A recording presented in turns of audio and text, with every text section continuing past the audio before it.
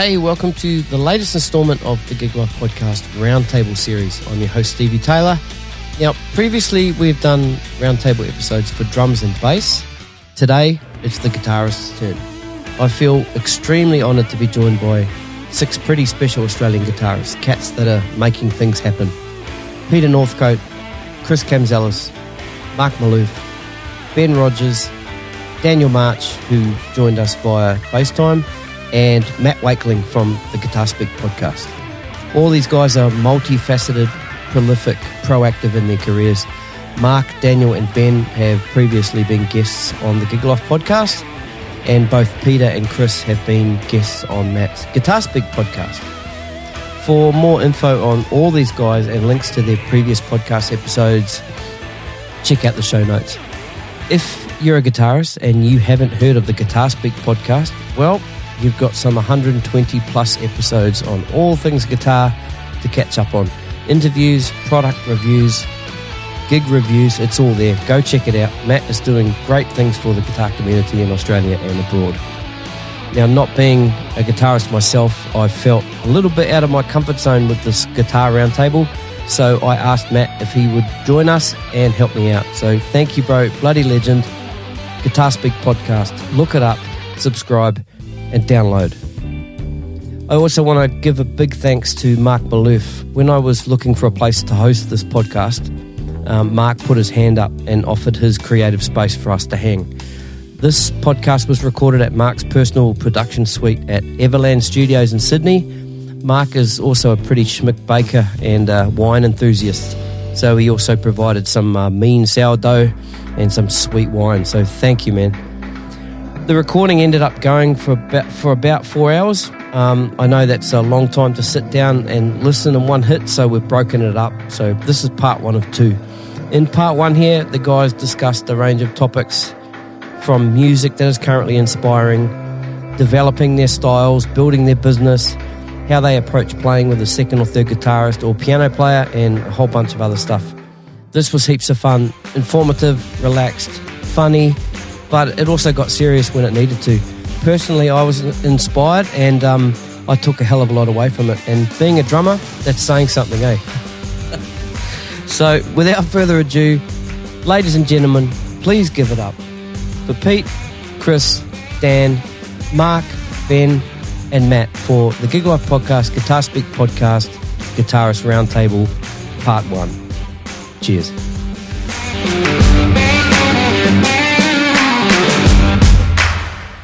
I'll do that again. I think we're rolling. Now, welcome to the Gig Life Podcast / Guitar Speak Podcast, Guitarist Roundtable.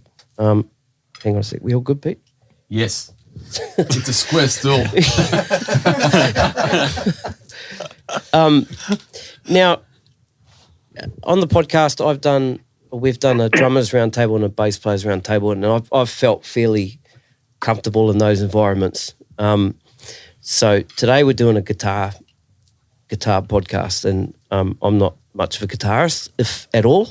So I asked my friend Matt from the Guitar Speak podcast if he could help me out with a guitar podcast. so Matt's here today. We'll start with Matt. Matt's got the Guitar Speak podcast. Matt's been doing it for a number of years now, and over 120 episodes to date. Yeah. So if you haven't heard that, you have now. Thanks, Mark. Go and subscribe to that. Some really great stuff on that. So Have you done all these guys? Only on my left. Oh. I'm going to work through the right. Oh. So being an audio podcast on Matt's So okay, I'll start to my left. Got Marc Malouf.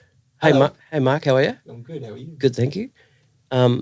Next to Mark, I've got Ben Rogers. G'day. Next to Matt is Pete Northcote. Good morning. How are you, sir? Very good, thank you. And then next to me on my other side is Chris Kamzelis. Hello. How are you, gents? Good. Thanks for being here today. And all the way in Newey, via the FaceTime technology, is Mr. Daniel March. How are you, sir? G'day. Very well, man. Good, How you doing? Not too bad. Wish you were here with us. Yeah, me too. Yeah, no, it's all good. All right, so what I might do now is we'll go back around the room and if you guys can just tell us a little bit about yourselves and what your sort of current gig is now and what you're up to, and go from there. Mr. Mark Malouf, sir. Hello, everybody. Well, this time of the year is corporate season, so my current gig's whatever's paying the best. I'm a guitarist from Sydney. Most of my time now is a mix between production work, session work, and then live gigs. A lot of covers and a few original shows for artists here and there, but mostly covers for me. Ben? G'day. That's all I say. I'm Ben Rogers. I'm a guitarist by way of bass. And I just mostly been playing with Jimmy Barnes the last few years and doing odds and ends, production, writing, and odd stuff like that. This time of year, I look after the children because the tour's over. Yeah, right. Okay. That's pretty much what I'm up to now. Yeah, just dad. Yeah. Nice. Matt? Yeah, so Guitar Speak podcast that's been running for 4 years, sort of early next year. I think so. It's been good fun. My day job's a high school music teacher, and I'm a weekend warrior. So I'll be at a local pub playing. Actually, it's funny to meet Ben. I'm my busiest gig right now is a Chisel Barnes show. So I'm like what are you doing next week? Because I am the Fender Squire to you, or Fender Strat, man. But yeah, covers, functions, weddings, parties. Yeah, awesome. Podcasts. Pete? Matt, I was just going to say, you've got a really good podcast voice. Thank you very much. Just when you started to speak, I recognised that sound. Hang on, just on that, Matt and I spoke to each other a few weeks back on the phone, and we were both like talking to each other going, man, it sounds like we're talking to each other's podcast. Because then Matt's voice is going, Matt, and then I'm talking back to him and you go, you sound just like your podcast. Sorry, Pete. That's right. I play in a couple of bands that I put together. I do a couple of shows that I put on, and I still do bits of sessions, and I base my life around a 3:30 nap. Nowadays at my age, so it's amazing that I'm still loving everything that I do, but it's mostly I do a couple of corporate things, but not so much. Mostly little gigs around town and studio work. Awesome. Chris? I don't really belong to any gig. That's how it feels. Yeah. So it's just chopping and changing, like all of us, I guess. It just changes all the time. If you're not gigging, you're writing, you're recording, maybe teaching, So it's all over the place. Mm-hmm. Yeah. Very cool. Dan? Yeah, man, I'm somewhat the same. I mean, Mark already said it's corporate season, so I'm trying to stock up on the cover gigs as well, which I've been, funnily enough, doing a lot of acoustic work, which is good for a change. But my main thing is, I guess primarily I'm a singer-songwriter, and I just got into playing guitar for people because it started paying the bills. And it was kind of easy. I do a bit of teaching as well, and some session work on the side, but mainly songwriting and I guess the cover gigs to fund that. But yeah, so I'm just in cover gig world for the summer season. Cool. But okay. Yeah, that's me. Awesome, man. Okay, well, the first topic we got, it's not really a topic. I guess it is a topic. What are you currently listening to? What's in the car now? What's on the... Who's first? I'll go first. I'm holding a mic. I'll do it. Let's get it out of the way. Thanks, man.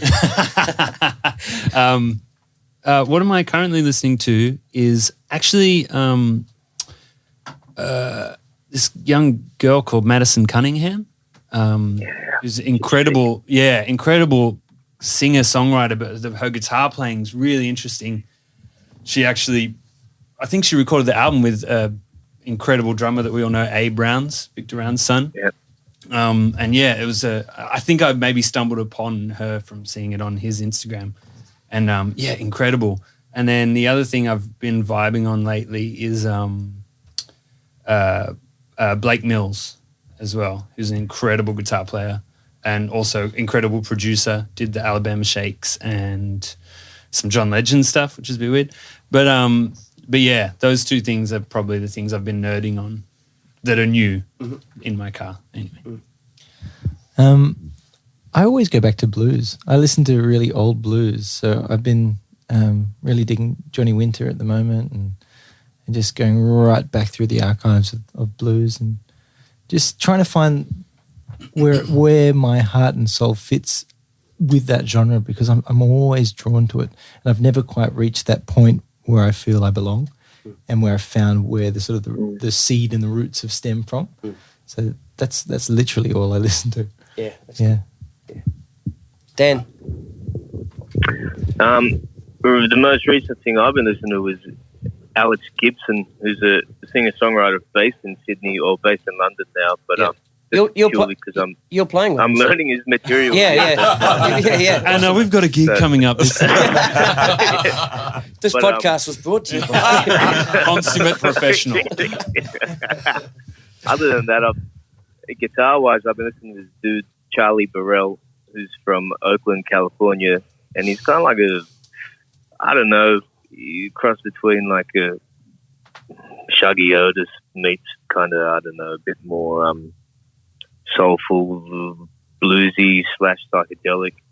Been listening to a bit of Tame Impala recently too, and this London guy, Jody Abacus, who's kind of like a reincarnation, well, in my opinion, of Nerd, like early 2000 Nerd when Pharrell was doing his rock band thing. So that's kind of what I've been listening to in the last 24 hours anyway, and my own stuff that I'm trying to create.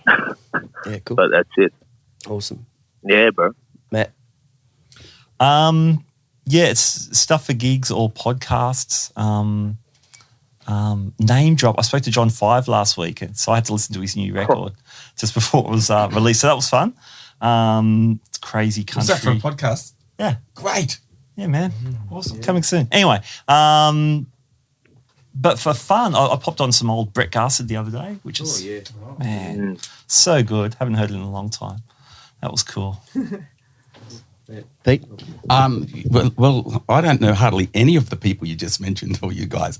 I struggle with new music. Maybe it's because I'm older and I've listened to so much of it that I sometimes try and put on the Spotify top 50, and it's really hard for me to listen to. I just kind of go, just the general top 50 type. Yeah, right. I mean, I've either heard it or heard it watered down on that. Or I'm not searching out enough stuff.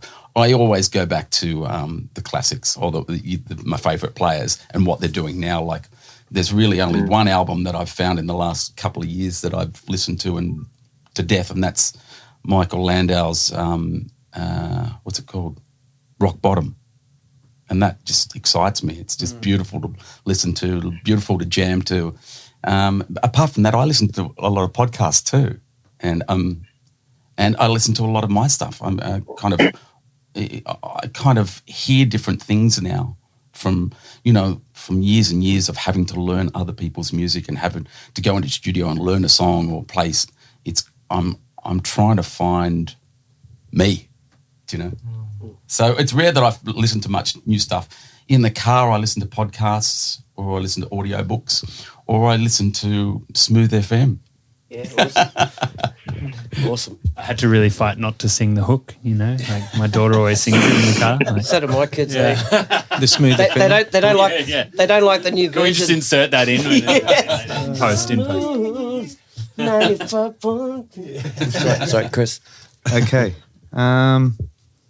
Like Pete, I listen to a lot of the old stuff I grew up on. I keep going back to it, and it just blows me away even more every time. Like, from The Police to Van Halen, I just can't get over. Like, the deeper I get into it, the more it freaks me out. Blows me away. But in the way of newer stuff, Ian Thornley. Has anyone heard of Ian Thornley? Big Wreck. No. Big Wreck, the band Big Wreck. Holy shit.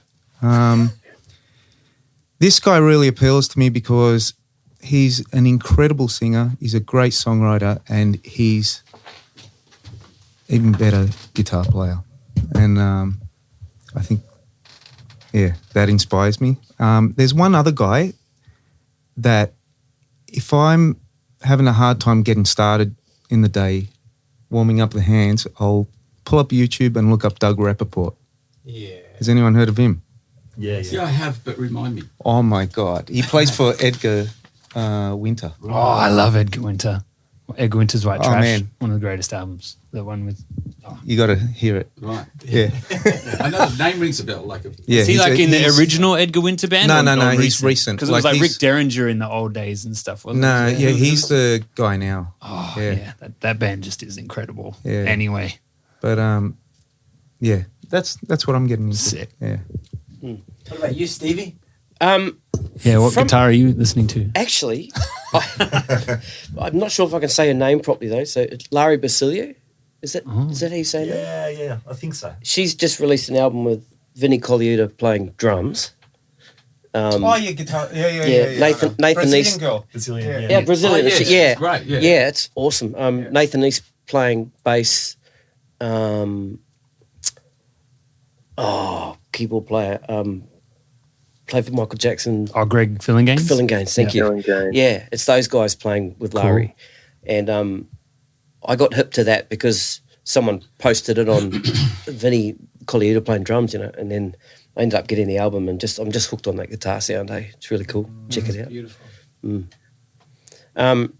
So I guess this kind of leads on to the next topic of who are the players or the musicians that are inspiring you at the moment. Chris, you've kind of answered that.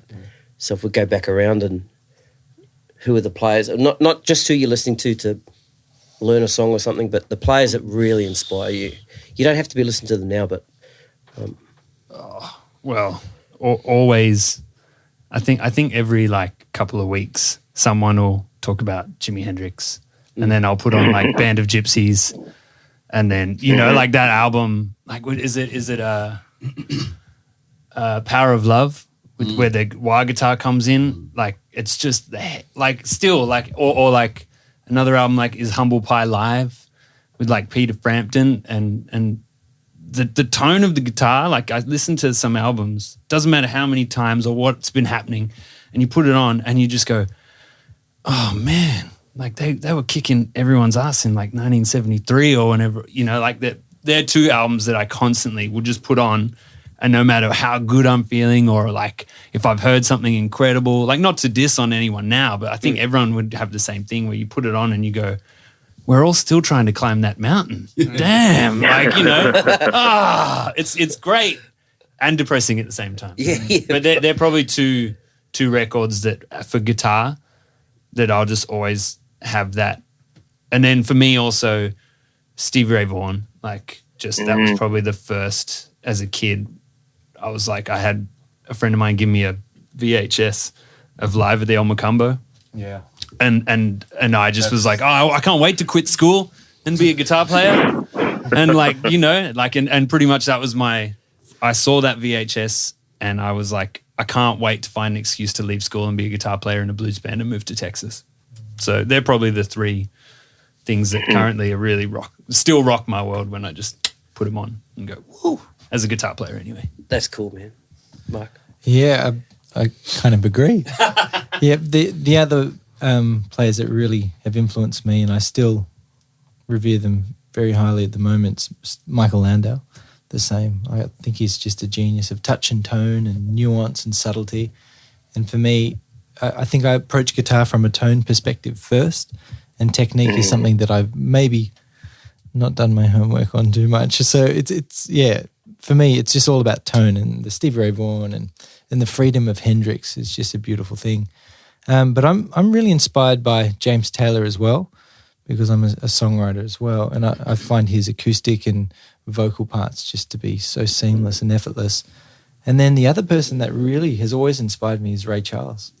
Just his organ playing. I love it. And just his phrasing and where his pocket sits for me, that's what's inspired me for a long time. Just going back to Landau, I think I told you this when we talked for your podcast, but I went and saw the Steve Gadd band play at the Basement, and I would have spent 80% of the night watching Landau, not Steve Gadd.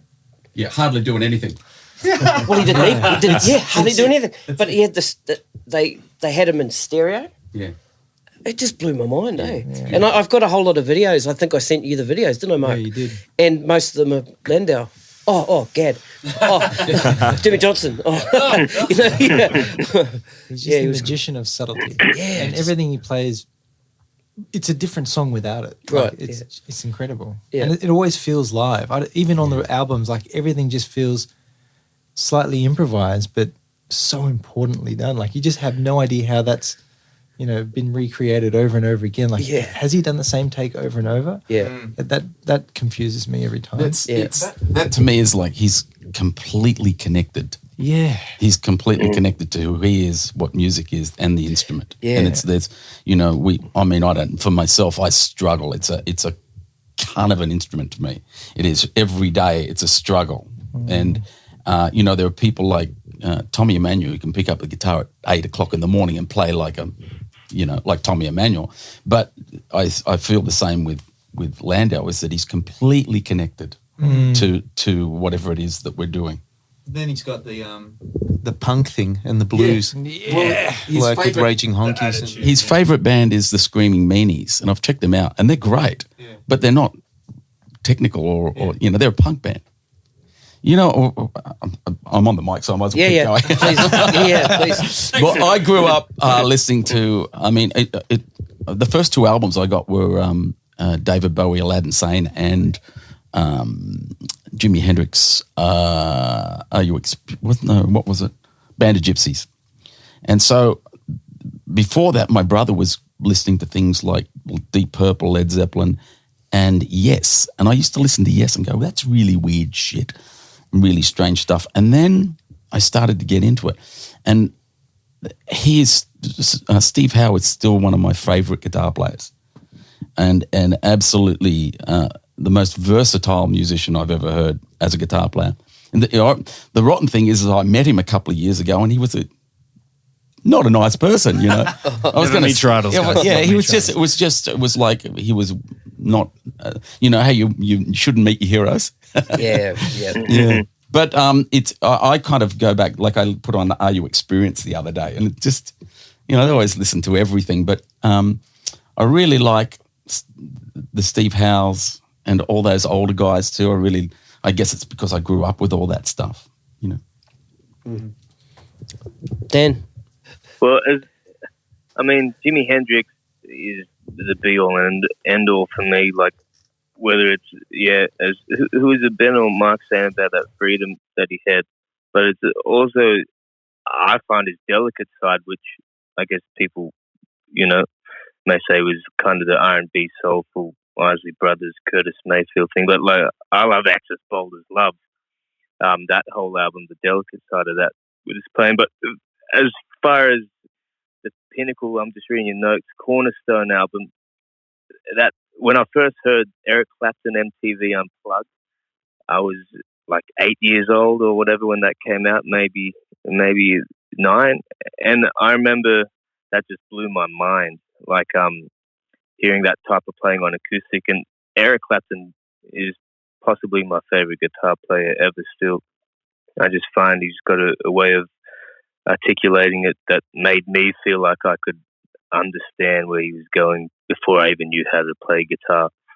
So, I'd say MTV Unplugged for that reason. And as far as acoustic players as well, there's a dude named Tuck Andrus, him and his wife, Tuck and Patty. They're in a duo, but I play a lot of his music because he was kind of like a finger stylist where he didn't play with a pick, which is, I guess, how I play, both acoustic and electric, but mainly acoustic. So I guess the whole percussive and trying to do the bass thing, like, and borderline Charlie Hunter. Well, Tuck was Charlie Hunter's hero pretty much. So I think any of his stuff, like, and then obviously that Live at the El Macambo was the first Stevie Ray album I heard, and I used to jam along to that when I first got my Strat. So that will always be like a pinnacle album for me, where it kind of fuels you with energy and also schools you again and makes you, But feel like you don't get did it. you throw the guitar on the ground and like Stevie in that video? Only on Tuesdays. Yeah, I just made my friends. I went the whole hog. I was at jazz festivals, throwing my Strat on the ground, and people were like, man, that guy's crazy. Yes, and I was like, man. yeah, whoa. Yes. Yeah, you should see this shit on Watermelon Man. Woo! Yeah. I was all in. But I also got not so much a cornerstone album, but I'd also say if I want to get a good ass kicking again or go to school, I whack on like Steve Lukather as well. I can't get past his soloing in particular, and he's just so tasty. If I want to get in a tone, I just listen to Mark Maloof and his Instagram because he's absolutely phenomenal. Yeah. But man, Clapton, Hendrix. Nice. Matt? All those guys. I keep coming back to them. When I was about 14, I was starting to make a little bit of progress. So I was playing lots of AC/DC because I had an older brother with a cool record collection. And that's not just from the guitar solos, but just when I realised, there's a guitar in the right ear and there's a guitar in the left ear and they're doing different things. And once I sort of knew that and started working that out, music got very exciting for me. So just hearing they're like the production. unsung guitar. Like Malcolm Young is probably one of the most. Yeah, man. I think him. I was thinking about this the other day. Nile Rodgers is probably one of the most killer rhythm guitar players of all time. Yeah. All time. Yeah. Like, Yeah.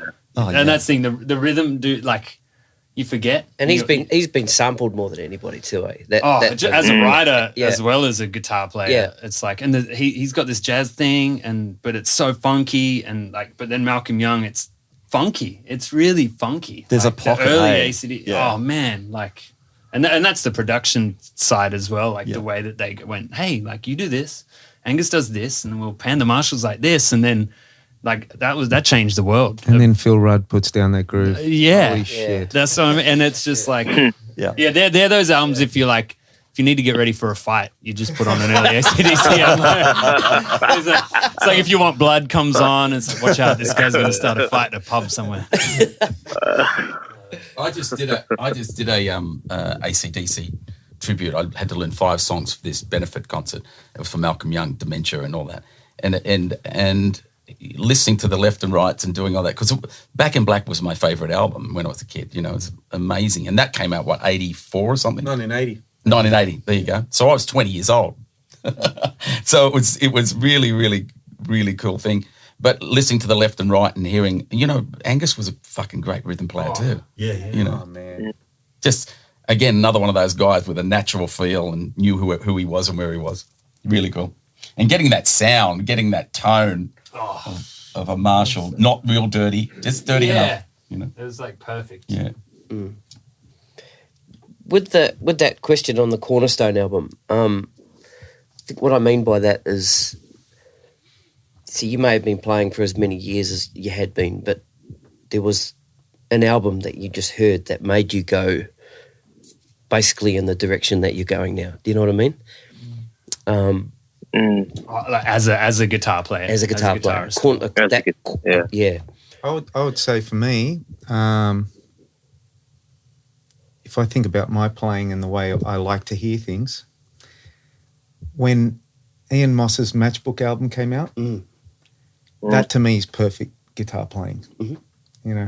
Tone, melody, feel, nuances, everything. The guy's ridiculous. Like his vibrato, and he sings, and that appeals to me. Yeah, it's like damn, and then he sings as well. And he sings. And, I think that would be my one. Obviously, like if we go back, it's Richie Blackmore and all that stuff. But yeah, Mossy's probably the guy. Mm-hmm.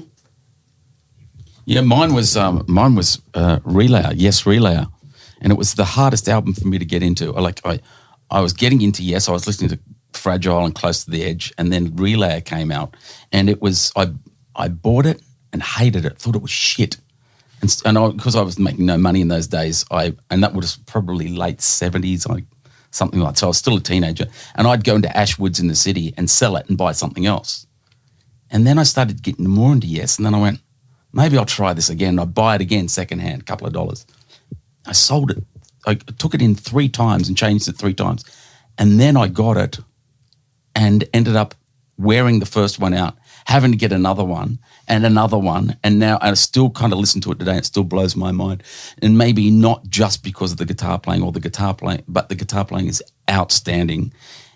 The arrangement and the fact that those guys did it live is what blew me out. And, Steve Howe was playing 175s back then. And that's what made me want to buy a 175 and Telecasters and things and into Fender amps. And even though it wasn't a great tone, I just thought, what an amazing musician to be able to play all those different styles, from finger picking Chet Atkins to Scotty Moore, Elvis style to really heavy stuff and really fast and really tasteful. And I think that was the cornerstone album for me, Relayer. And you listen to it and you go, what a piece of shit. But if you really get into it, it's beyond. It's well beyond. It's one of those things when you listen to something a lot, you pick up on and it might not. That's the thing. It triggers something in you. That's the thing. And if it does that, then I think that's my Desert Island album because and though I've never learned any, and I find his stuff really impossible to learn. I think that if I had a Desert Island album, that would be it, and I'd spend the rest of my life learning what he did. My one's, it's a bit off the path that I've been speaking of, but it was Surfing with the Alien by Joe Satriani. Yeah, right. Well, That's the first time I was like, that's not a guitar, what's going on? And that was the first time my brain kind of went, when you heard Midnight, you're like, oh, I have to learn that. Like, there's no question. So that was the one that really, really inspired guitar playing for me. Now, as a drummer, yeah, thanks, Stevie. That's enough. I'll walk straight into that was one. deep. That was really deep. No. Thanks, man. Oh, did that bleep out? I'm sorry. No. I think what really turned me on to the kind of sounds that possibly a guitar could make was Steve Vai, Passion and Warfare. Oh yeah. When that came out for me, I bought it because my mate was trying to learn the stuff. He said, you got to listen to this. That thing just blew my mind. Unbelievable. I'd never heard anything like that. Yeah. Is that a horse? Yeah. Is that a real baby? Yeah, that's right. I actually was thinking, I'm trying to think of what the thing that triggered me, and I don't think I ever owned it because I was probably real small, but it was probably listening to Mossy and Diesel and just what I'd hear in Australia and like these people that you grew up listening to, which I always find real weird because I know them now, so it's like kind of odd. Hey man, I loved you when I was 5. But I think those two, like, they're so poles apart in the way they play guitar, but they both come from such deep places that as a kid listening to the radio, if you like guitar and you hear that, you go, yeah, guitar is cool, and I think both of them for me, before I bought records, because I think the first CD I ever got was Couldn't Stand the Weather and Texas Flood. It was like a double CD of Stevie Ray Vaughan. But those were the things, those two guys were the guys I heard on the radio that when I was first starting to play guitar that I was like, I want to be like that, and sing like one of them. Either one, it doesn't matter, so, we've all got dreams. Matt, did you have a cornerstone album? Well, I think that the AC/DC was a big deal growing up, but all these records are killer. Stevie Ray, I think In Step was the first Stevie Ray album I got, which was his last studio album. Had Tightrope on it. Yeah, killer record. And then I worked backwards that way. And that's the House is Rockin' and stuff's on that record, right? Yep. Riviera Paradise, all that stuff. It's killer. I mean, any of his records. Yeah. I've heard people say that if you want to get into Stevie Ray, you should learn that album. Like that's the one. I reckon it's the one where he didn't get away, but he had more than just 12 bar blues on there. So there's You really started to hear like there was like it's like that thing of like you go, imagine what Hendrix would have done. It's the same with that record. You start to hear where he starts to stretch and you go, whoa, you know. Yeah. But there's straight ahead stuff too. So yeah, I reckon that's a good that was good call. Learn that record. Let's get into the technical stuff now. So what? Yeah. What sort of strings do you use? Mark and I are just going to drink some of this wine out the back. Now, what specific area of playing the guitar has been the most challenging? And we're not talking about getting gigs, but more sort of concepts and solos and stuff like that. We asked the same question at the Bass Players Roundtable. It's just interesting to see what guitarist take is it. I reckon we may have the same answer, but I think it's finding your own sound. Mark is pointing to me, Peter. Yeah, sorry. I think having the guitar in your hand and somehow even being influenced by a million other players and tones and sounds and licks and phrasing, finding who you are and what this person wants to say through that's somewhat uniquely yours. That's been the hardest thing for me. Yeah. So in saying that, are you how do I word this Without being rude. no, not being so in saying that, would you Yeah. Who am I? But do you come away from a session or a gig going, oh man, I haven't found myself? Now I've got to a point where I care much less what other people think, and I've come much closer to knowing who I am and what I like doing and what I think is from me. Okay, gotcha. Whether it's the right part for someone, that's for them to decide. Yep. But that's where I'm at now. Yeah. Cool. I think I can elaborate on that too, because you looked at me and I went, yeah. But yeah, I feel the same thing. And I think that there's, I think consciously or subconsciously, many years ago, I decided to stop learning other people's music, like note for note. And it's rare that I do that. I've done that anyway, but I feel like I'm still, like we all are, I'm still trying to find who I am musically. And that's been the greatest challenge. You record albums and you listen back to them and there's parts of it you think that's really good. I think, wow, that was really good back then. There's no way I could do it again. But it was a snapshot in time. And I think that finding those elements and making them me is what I'm trying to find. And it's a struggle, man. Like, as I say to you, it's like, it's a struggle. Without going off the track, I think it's important to say that, my parents weren't musical.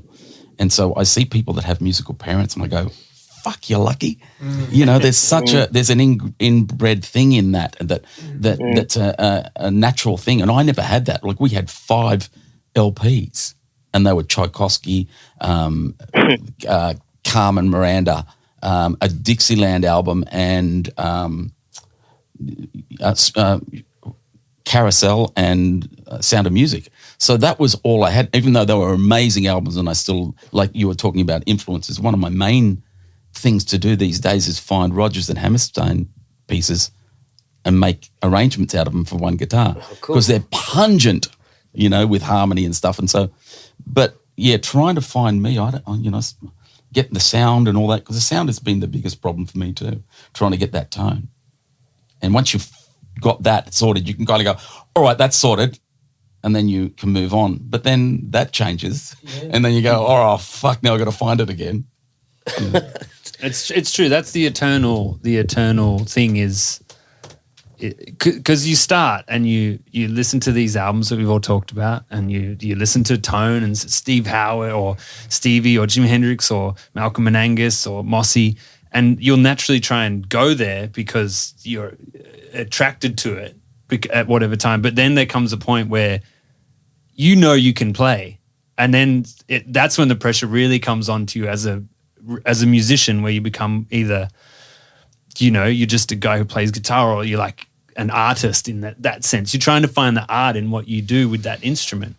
And so I still struggle heaps with that on guitar because I love like hearing a guy just blow, like Stevie Ray or those guys, when they're just like playing, I'm like, oh yeah, wow, yeah, it just makes my like, you know, boyhood blood go woo.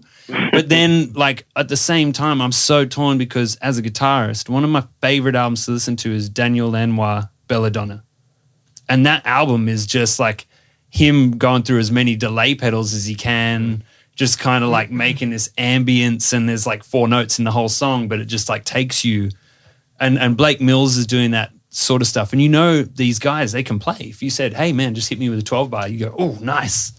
But they don't. And so for me, as I get older, I really, and I do more production work and less guitar playing, you know, as it were, I try and go, it's that thing of like, what do you actually want to say, you know, as a musician? So it's working out, go, well, do I need to say this with like a killer run with 5-note groupings that then ends on a minor third, or do I need to say this with like 4 delay pedals on and 1 flat 7 note that just wobbles a little bit and then swells and just stops suddenly, you know? And that's the infinite, that's the killer thing about music, is that you can say one thing infinite ways, and the true artists are those people where, like we're talking about Landau, where he'll play something and you go, I believe him. Yeah. I'm going with you. Yep, I'll jump off this boat, you know? And that's that's a true artist, is the guy that can, without words, just with notes and guitar, and like you hear his finger, the vibrato, and you go, oh my God. And you feel like your hair stands on end. Like that's the dream. We all want to play that one note that makes everybody in the room go, and then you go. It's interesting what you say, like, because, and I think that we all, I don't know whether it's an age thing or a boy thing, that when you're boys, you kind of want to play guitar. But as you get older, you start to get into production because it's more than just the guitar. Mm-hmm. You know, I think we're all kind of gone through that. Danielle, what do you reckon? I agree with you 100%. That's kind of, I guess, reading Steve's question, if I had to pick something that would be challenging for me, just to iron it out, then I'll go back to what I was going to say. When Steve was saying maybe like soloing speed, like I'm not one to go and chop out over jazz changes or solo over giant steps or any of that stuff. So I might find that challenging if I had to, but the thing is, my approach as a guitarist, because I'm a relatively new guitarist. I didn't pick up guitar till I was like 16. I don't know if that's new or old, but I was writing. Depends how old you are, Dan. 32. But I was. No, I mean, I do know if it was young start, if everyone started. Who knows? People could have started when they're so. But I think when it comes to guitar playing, for me, I've always just used it as an instrument for a greater purpose, which was the song, or what Pete's saying is, I guess, production. So I've always been, I guess, into parts more than like, even if I go to a gig now, like I've always been more impressed by parts than someone playing a Steve Vai face melting solo. Like I remember when I saw Larry Carlton and Robin Ford, I went home going, man, that Robin Ford's rhythm playing is ridiculous. And that's what was the highlight of the show for me. It wasn't Larry Carlton solos or anything, which isn't to knock it, because I went to the show, obviously I love it. But the little things, like, you know, is what I've always found interesting about guitar. Like even just a telly plugged straight into desk sounds great to me, like all the funk records. But I think as far as the challenging things, to me as a player, there's no way I'd stand up and do a jazz gig because I would just suck. But me too. Plus one. There's no way I could shred. Like there's no way I would stand next to, you know, like I do like a bit of metal and I do like fast playing, shredding playing, but I can't do that stuff. I would find that challenging. But so what's the biggest challenge in finding the right stuff for the parts for you?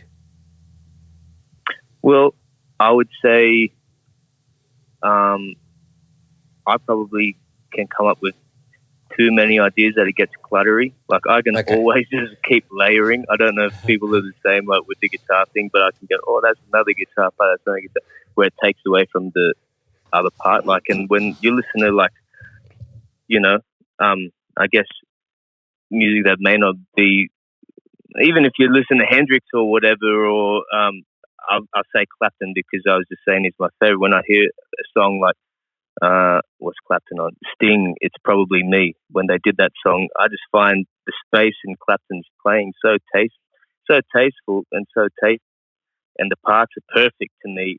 But if I was probably in that session pretending to be Clapton, I probably would have layered like 5 other guitar parts on top, because sometimes it can just get like that, and then it's just taking them out. I guess that part is the hardest about finding the part, if that makes sense. It does, totally. Yeah, I keep layering stuff because I don't like hearing myself. I think maybe if I cover up that one and then you cover up the next one and you cover Totally. Can I ask along those lines of finding your voice? How do you guys do that? What does that really mean? Like for a lot of the gigs you guys were talking about is playing other people's music. So when we were talking about Lando before, we go, yeah, he plays for Gad, he plays for Taylor, but he's got his punk band on the side. Like, do you guys have other music you make where you can express more of yourself? Is that an active thing you chase after? I didn't get to add to what we've been talking about. And it goes down your thing that you're saying. Cool. But the hardest thing has been, like, I've never like really, I've been hopeless at learning shit, like as in note for note solos. And I have no patience for it. Like, I bought the Surfing with the Alien book, I bought Yngwie's Rising Force book, I bought Passion and Warfare, opened it, started and went, screw this. Oh, exactly the same. And I went, what are the chord changes? Okay, what scales are you using? So the hardest thing getting further into my guitar playing has been, is everyone going to accept this is what I want to do? Are they going to accept that? So that's what gets me sort of nervous, But I definitely don't want to copy someone. And like when we play those guitar gigs together, Pete, I'm at a stage now where I'm not thinking about, I want this to be like Lukather, or you know what I mean? Like, we just play and whatever, It's going to come out. You got to let go of all that shit and just be yourself. Of course there's going to be stuff there that's come from years of playing and listening, But yeah, for me, it's that, I'm going to put myself into this. Like even with Richard Clapton's gig, it was like, he was perfect because if you listen over the years, he's always used the player. He never came, I know Pete did this gig and it came through you. That's how I got the gig, right? But he never told you how to play. Because all the players that went through, they've left a mark. Yeah. Right? Yeah. It's all the same songs. His set's been the same for the last. Yeah. It was good freedom. Yeah. Yeah. And same with Jimmy's gig. Yeah. Same with Jimmy's, right? where same thing where you step into the shoes of like some of the most incredible guitar players this country's ever seen. And so bits of those players will end up and you'll get to the gig and it's your turn and you're not the guy that was there before. So inevitably at the beginning he's hard on you because he's like, no. Old mate did this. And you're like, that's not on the record. I didn't say it was on the record. That's what's here. And you're like, shit, okay. And you do, and because there's little bits of everybody sprinkled through the gig. And then you play long enough and then you find your hole and you make your little marks in the gig. And it's funny for me because like for a long time, I'm his son-in-law. I'm young in the band. So I was like there going, oh, he just wants me to play like Mossy. I can't play like Mossy. Like, well, more than Diesel's, oh my God, And so like you agonize over this stuff. But then like I've not done gigs and that someone's called me and said, oh man, he was hassling me because he wanted me to do that bit that you do on this song. And I was like, oh, oh, it's happened, you know. It's like, oh, it's only taken like 8 years, but you know, but it's true. Like, and just by playing, you'll naturally, as you stumble into your important part into that band and add that, and then when you're gone, you're always there in the gig too, and that's beautiful. That's a beautiful thing about playing what you're talking about. Well, you know, I'm sorry to butt in. You know, I don't do like. You got 2 mics then, far Yeah, out. I don't. Hit me up. I'll go out of the room. You know, I don't do the touring band things anymore. It's just too hard for me, and there were younger, more handsomer guys doing it. But what I'd love to do is, and this is why I still love playing covers, and I've done it all my life, is that I use a song as a skeleton. And it's just got bones, right? And I can do whatever the fuck I like. It's, you know, there's some things you got to kind of play the solo, but I forget them. You know, you'll learn, I can't remember how many times I've learned some of the pop cover songs, solos, note for note, thinking I've got to just do it. And then it goes if you don't play it all the time. So I kind of let go of that and just do, and I mean rhythmically, chordally, everything. I just improvise all night. And that's what you were asking about, developing your own sound. That's how I'm finding it. And that's the best thing. Like, I came down to Ramblin' Rascals about, what was it, a month ago? And it was cool because I haven't seen you play, like, stood out front in ages, you know, and that was what was exciting about the gig. Not the fact that you're playing all the solos from the record. It's I'm watching Pete play, you know, and it's raw and it's and you're pushing it, and you know. But it's interesting because there are a lot of guys that, who was I speaking to? Somebody, I can't remember. It was somebody of great importance musically, internationally, and he said, you know, like, you've got to play that solo note for note. I went, oh shit, I don't do that. You know, so some people think that you have to and things, but I really all it boils down to is for me to find myself, I need to improvise, and I'm not a jazz player, and improvising for me is, you know, in a song in E, you know, and there's so many things I can do over that E chord, and that's what I love. Yep. Matt, what about your playing? What's been the biggest challenge for you? Ooh, good question. Biggest challenge for It can me. be even a teaching question as well. Yeah, I think when I started doing some recording in the 90s, and I didn't do heaps of sessions, but I did a bunch of stuff, and it was the best and it was the hardest stuff. I remember one record I did. David Moyes produced it. He was in Air Supply, great guitar player, but really was really hard on me and the other guitar player. But it was the best learning experience ever. Yeah, yeah. It was funny though. I went to the bathroom, and I thought, am I ever going to finish this song? And it was the Steely Dan book. He had like a little library. And it was Steely Dan, and I, you know, you've heard all the horror stories about Steely Dan. And I goes, oh man, I'm in Steely Dan. I'm one of the guitar players that's not going to get on the record in 3 weeks. There's going to be 6 other guys having a shot. So just being accurate and clean and getting the job done. That was a good lesson. I don't know if it's the hardest thing. It was a great lesson though. Yeah. You really learn how to play in the studio, don't you? Because you're just ears in.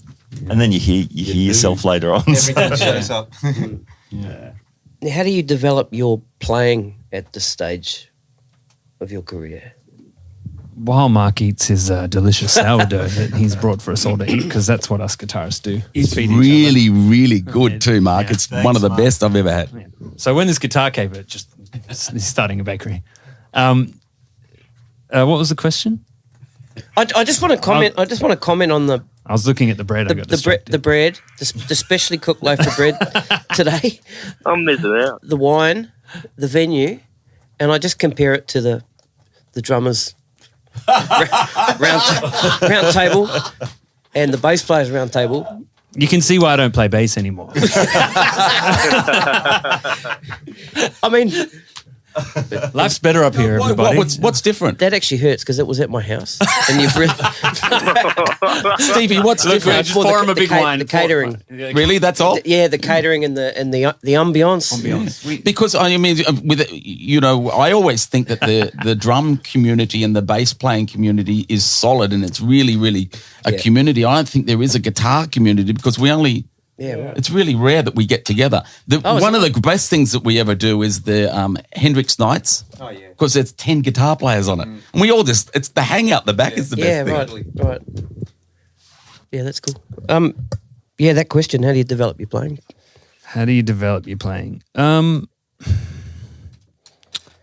I feel as I go on with everything I do in music, it's just learning when to shut up. Much with the amount that I've spoken on this podcast. It's just my... it's seriously though, like, I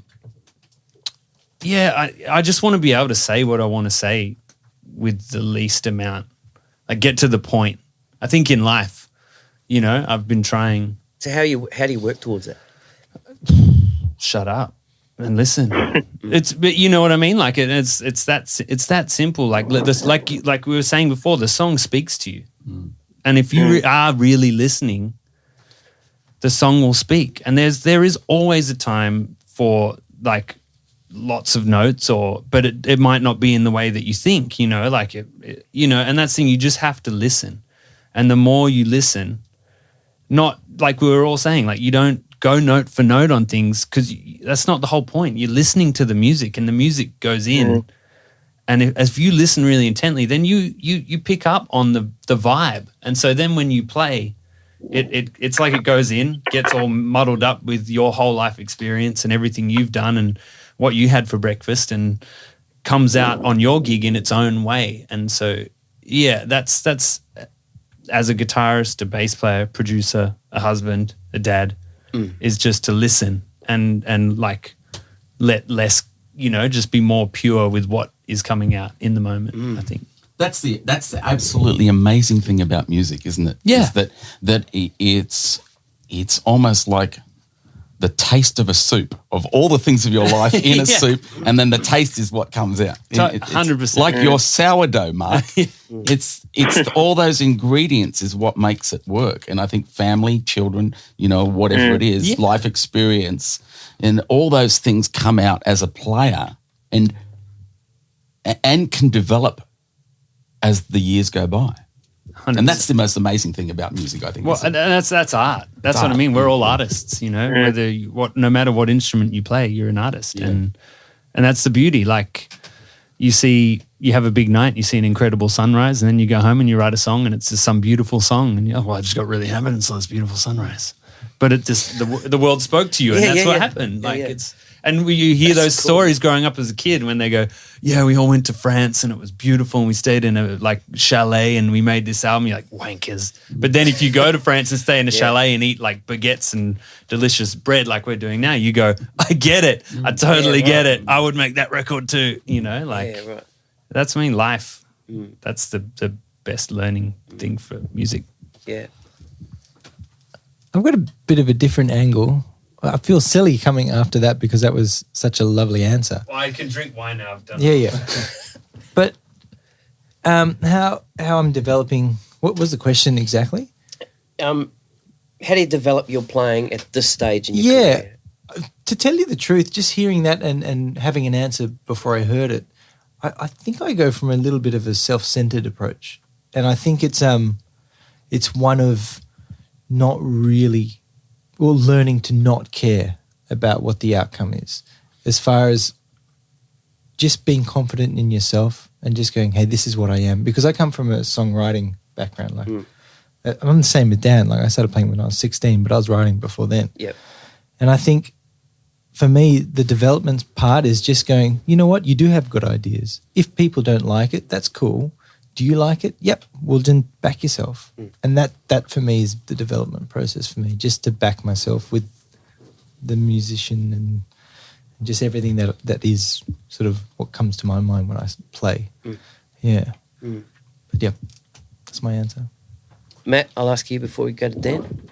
Sure. I know for me that there's seasons where you're just learning songs for a gig, or I'm preparing a lesson, so I'm learning a song to teach a lesson or whatever. So, and that's all great. That's so good. I mean, learning chisel stuff, getting inside Bossy's head a little bit has been amazing. But if you can pull aside from that, the deadline sort of stuff you have to learn and just just noodle, just be creative, give yourself space and time for that, which is harder to do when you've got different commitments and things. But just put off the critical hat for a while and create, and then the little things that you like and that you can pare that down and squeeze that into your next gig somewhere or your next solo, just a little idea, and that might be a kernel of something that keeps growing. Yeah, cool. So that's fun to do. Some of my best creativity is after my 3:30 nap, which kind of ends up being 4 o'clock, 4:30.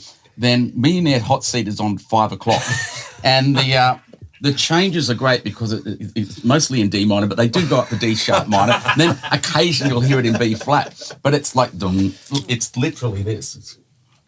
Shit.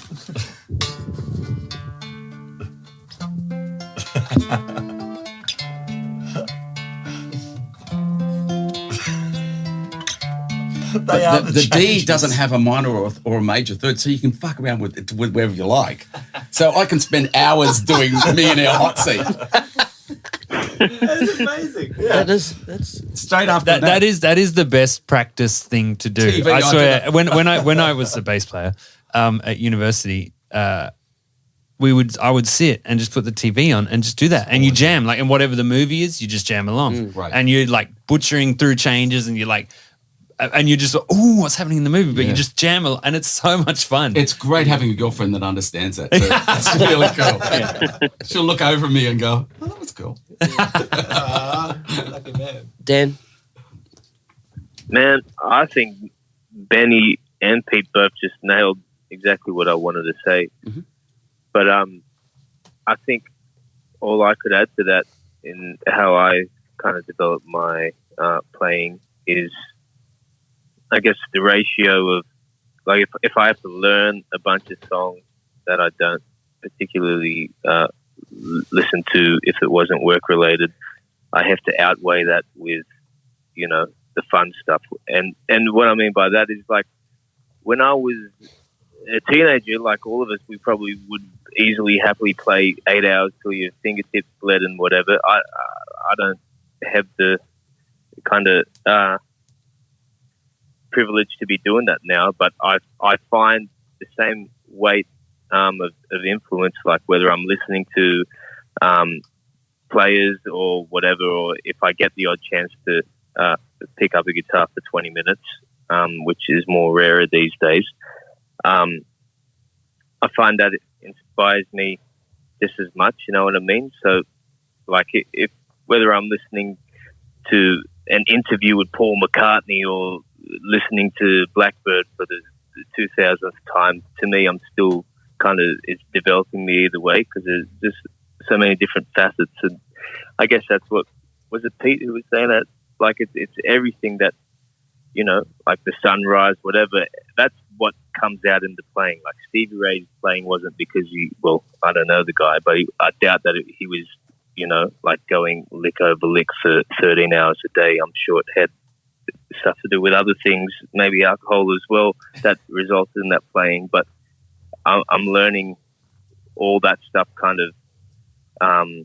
it's all like I put on a big melting pot or soup, cooking it up, and then it comes out naturally. Like I don't have to practice scales so much.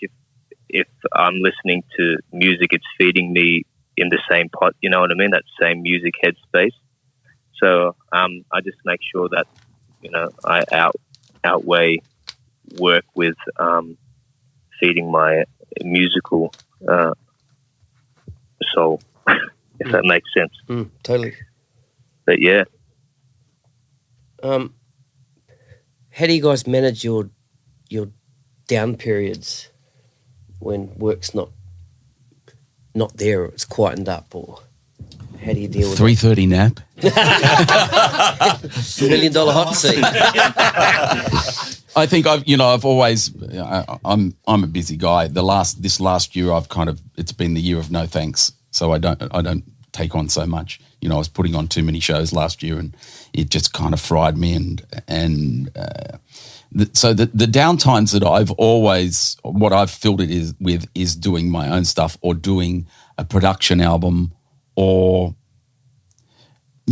that's what I've done. I mean, I had a recording studio for 15 years, and I would just go there and just do something, write something. Yep. And it was really fruitful for me because in many ways, I mean, as far as business is concerned, I still make money from royalties from live music as well as all the library albums that I've done. And that's been amazing for me. That's bought me a house and it's bought me, everything. So you kind of, without trying to be productive, you just go, well, nothing's on, let's do this. And I'll just get in the studio and create. And I've always had a recording studio, so it's got to be a cool space. You've got to enjoy being there. When I had the studio out at St. Peter's, it was a hassle to get to. And so that took up too much time, and I'd kind of shy against going in there and doing some work. But I think that you've got to kind of try and find some creativity in you and write and record, because all that stuff is great superannuation. Do you know what I mean?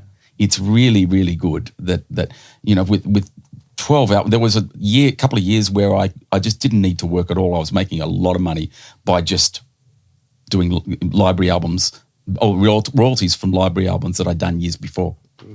So those things are really, really handy, and they're fun to do. Yeah. Yeah. Chris, you didn't answer that. Developing. How do you develop your?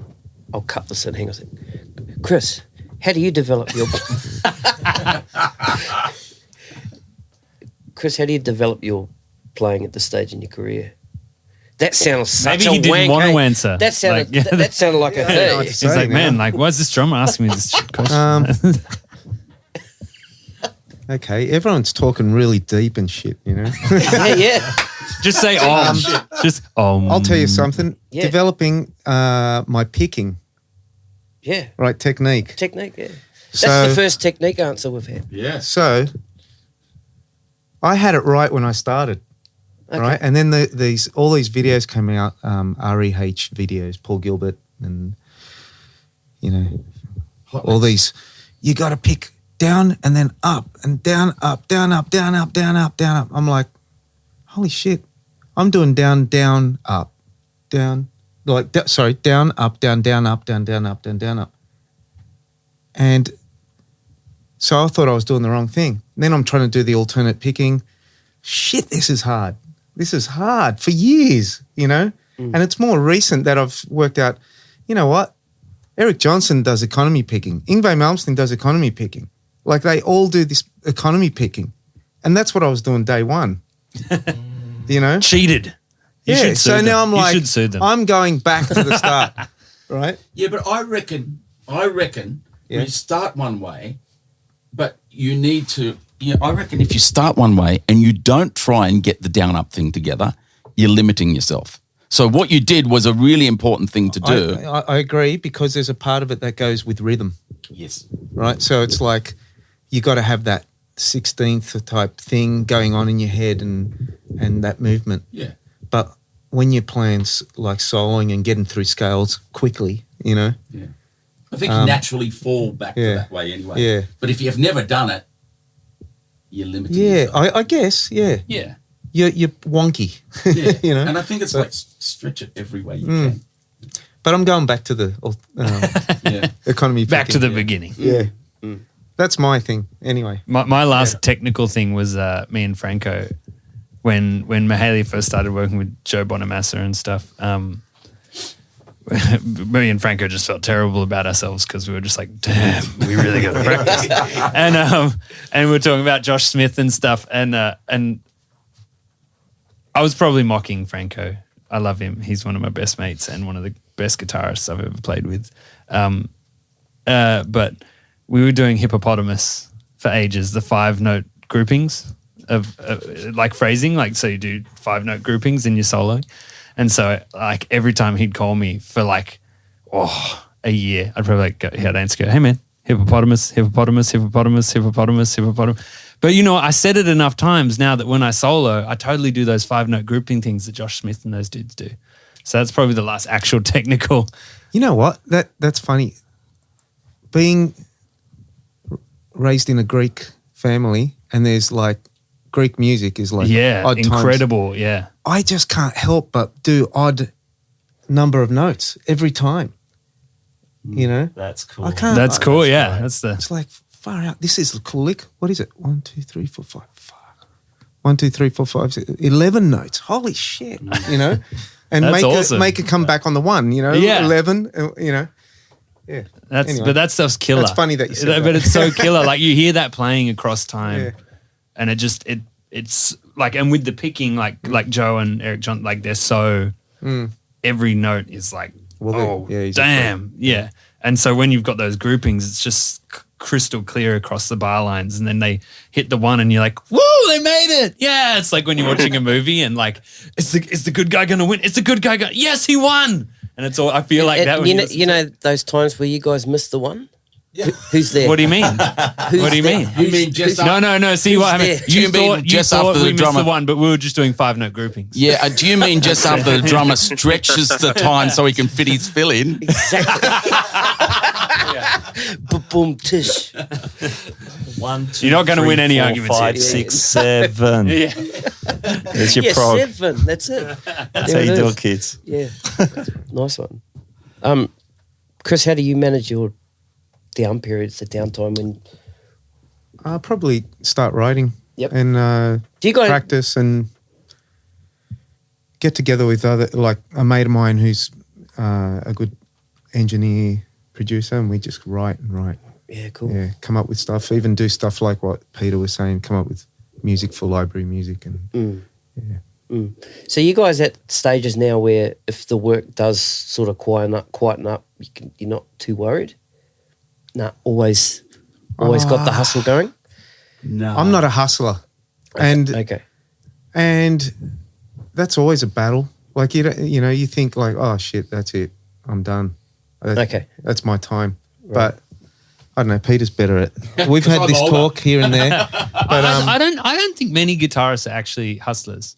yeah. To be fair. No, I don't think so either. Yeah, It's- like Franco's the same. You know, like Franco's totally just not. I know. I'm just gonna surf today. Yeah. He comes over my place. That's yeah, what I there do. you- I hang out with Franco. He's the linchpin of us all. And we set up amps and we play them really fucking loud. That's true. Well, you see, I'm 59 now, so it's Do you get a Les Paul at 59? yes. At the end of 50, It's like gold Les Paul. Yeah, it's like a gold watch for guitar players. No, it's interesting because I mean, I've been through some major changes in the last 10 years. Where my mum was a paraplegic for 7 years, and it was crazy. But that was an amazing time, and so the focus went from music to being a parent. Do you know what I mean? I don't have kids either, so she was my child. But the downtimes, I can't remember where I was going with this, but I think I can't remember where I was going. So we'll come back to that. Yeah. The hustle? The hustle, no. It was going to be so fucking important, honestly. It was going to be just one of the best We'll things. fix it in post. Oh no, you're talking about you don't need to work and etc. I think that I don't really want. I say no to a lot of things now because I just don't want to work hard. Do you know what I mean? However, I want to play. I really want to play, and so it's and as a result, it's never really been about the money to me. If it's going to be fun to do, I'll do it, and that's why I've put on my little gigs on. I've got a residency on Thursday nights at the Rambling Rascal and once a month down at Beaches. And I love putting on those shows, except when people pull out on you. And then you kind of go, well, hang on, I was doing this for fun and now it's not fun. It's always the drummers. Yeah. But I think that, if you set yourself up, and I think it's really important to talk about this because a lot of people don't. A lot of people are waiting for the phone to ring. And the phone ain't going to ring. Music's not that important anymore. We don't have as many things as it used to be. So it is important to, like Mark's got the studio running, and you've got stuff to do in the studio, and you're creating stuff that. I mean, the beauty about doing library stuff is it's money while you sleep. Yep. And it still brings me in a lot of money. So it's never been a worry for me. Money isn't like, oh no, I have to go and work, or I have to go and do the boat shed for $200 because I need the money. Hey, I do the boat. Yeah, well, Chris has got it. Chris has got it. I love the boat shed. See? Yeah. Even the lug. Because they, you know what? I can play anything I want there. They're all so drunk, they love it. Set up the Marshall, and you're going to cop this. That's You could even you could even play groupings of 4. Man, yeah. Just quickly, I Yeah. just want to touch on that. I think Pete's bang on. I think a lot of musicians in general are maybe a little bit lax, and I think to prepare and do your business properly means there's only downtime if you choose to have it. Yep. And I think that's something that I've always had in my sort of way of doing business. If there's downtime, it's because I've said no. I want the downtime, you know, and I think that's really important for musicians to actually treat this like a business because we are lucky. Like we get a lot of perks being musicians. We get a lot of daytimes free and we play in the night times to people that usually really want to rock out and party with you. And, you know, we have a lot of privileges, but if you take that for granted, a lot can go wrong because this is the type of industry where nothing is set in stone. And as Chris said before, we really aren't in a band as such. We just hide guns, you know, for particular people every now and then along the journey of what we do. Yep. Yeah. Who teaches here? Apart from Matt, I know Matt does. Do you guys teach? No? I have, at the moment, one student. And that's a regular thing, weekly? Yeah, he just comes over and, Is that Franco? No, No, it's me. you know what? Gotcha, Franco. I just, years ago I taught and I just decided to stop. I just couldn't hack it. Yeah, fried me. Yeah. Yeah. I love you, Franco Rocket. Yep. What about you, Dan? Yeah. Dan, what do you do in downtimes? Have you Well- got a family, man? Do you have your family? No, I don't have a family at all. Man. I got a little niece that I've been looking after more and more. But ironically, I decided to try and get some teaching next year, just because it was a regular thing, just for the Newcastle Con here. It was just like a day a week. It wasn't so much tutoring. It was just I get to be involved with the creative hub. I mean, I haven't got the job yet. Hopefully, I do because it would mean I can say no to some gigs. But We'll send them the podcast. You'll get it. But it's crazy because I guess downtime, like if it is a bit quiet, I'm always creating and like doing stuff in my own little home studio, I guess. Well, the current home studio, but yeah, like I like to think I can hustle every now and then, but I'm not really out there begging for gigs either. Like like going, damn, I missed the boat shed on a Tuesday night or whatever. I'm short. You just kind of, I guess, the nature of our job and business. It kind of, since it's so up and down, like I mean, I probably don't get as much royalties from stuff I've done as Pete has with the libraries, but some of the co-writing stuff, I get a nice check in the mail every now and then. And what I'm saying is, it's so up and down that you kind of learn to navigate it. And yeah, I guess I'm always busy doing music, but I haven't really thought of getting a regular routine where I know how much I'm making or know how much I'm gigging, like to the T until now in my early 30s, where hopefully this job pulls off, which is only a 12-month contract. But and that again is just in order to do other things in life, like get property and stuff like that. But yeah. Is that It's it? about time you got a day job, mate. That's all I get a haircut. Man, I've never had one in my life. This music I can't thing's even never grow going to up work. like it. It's that thing, I think, with being a musician, you have to actually be a little crazy. Because when you totally. think about it, like you're saying your parents weren't musical. My dad was a musician. My dad started a music shop, but then had me and got to this point, and him and my mum went, oh, we need to put a roof over our children's head, and like this music stuff, it's not a sure thing. So my dad joined the Air Force and became a career Air Force officer. He still plays music. He still plays to this day. He's a great guitar player, great singer. But yeah, they just and my dad loved it, but was worried, and my mum just really didn't understand. Like even to the point where, you know, I married Mahalia. We were working. I was making good money. We bought a house. You know, we've got kids, and she's like, "No, well, you know, what are you going to do when this music thing doesn't work, Benjamin?" And I'm like, Mum, like, you know, I'm like nearly 30 and I got a house. Come on. Like, I didn't dream of this. Well. Like, I'm living some kind of crazy dream that I imagined when I was 8 holding my tennis racket in front of the mirror, you know? Like, and I think that's the thing for all musicians is you have to be a little mad because you just never know. Like that thing, you fall and you break your hand. For all of us as guitarists, you're like, oh, shit. Yeah. And that's, I get a split in my finger and I freak out. And that's what I mean. Like there's you kind of like you're living on the edge no matter how set up you make yourself. So you're always a bit crazy doing it in the first place, which is, I think, like musicians, we've all, as we've talked about before, there's a lot of crazy people in the music industry. But it's about that the art sustains you.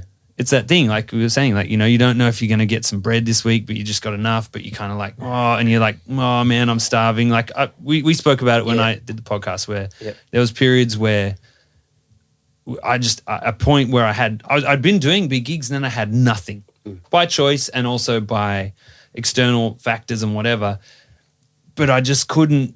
And in my whole life, it's maybe because I'm mad or crazy, like I was talking about, but it's what I have to do. So you just push through, and that sheer force of will makes it happen. You know, like you just like, I got to play. I keep saying I'm unemployable. You know, really, so I have to keep doing this. Yeah, but it gets to this point where you're like, man, like, you know what, this is it. I'm, you know, and it's funny because like you talk to people who aren't from this world that we're all in, talking about it today. So how much superannuation have you got? And you're like, oh, I've got a 60s L series Strat, and you know, like that's what musicians say when you ask them what they've got for super. You know, like that's. You know, like, what do you mean? What's that? Is that like should I get that for my superannuation? You're like, yeah, maybe. You know? Yeah, buy it from Jackson's and he'll sell it 3 times on you. That's a whole other podcast. Yeah. Where is Jackson's? From Jackson's Rare Guitars. It's interesting, you know, like my parents, because I left home when I was 15, I was out. They didn't get where I was going. I didn't know where I was going, but I left really early, and it wasn't until I was playing, I think I was with Richard Clapton. I was on a wage, and it was a good wage in those days. We're talking mid-80s, and one day my old man said, how much money are you making? It was more than he was making as a wage. And he said, have you got your guitar in the car? And I said, yeah. And he said, go get it. I went, oh, well, this is like a freaking audition. So I had to play him something, and he kind of went, well, I never really realised, you know. I never realised. And that was really interesting because he just did not understand what was going on. And what's even funnier is there's a part of me where I'm confident to do anything, and there's a part of me that's not at all. And I know that's part of my parents where my mum would go, I'd show her something, she'd go, that's great, darling, keep practicing, keep at it. And then there's my other ear hearing my father go, turn that bloody noise down.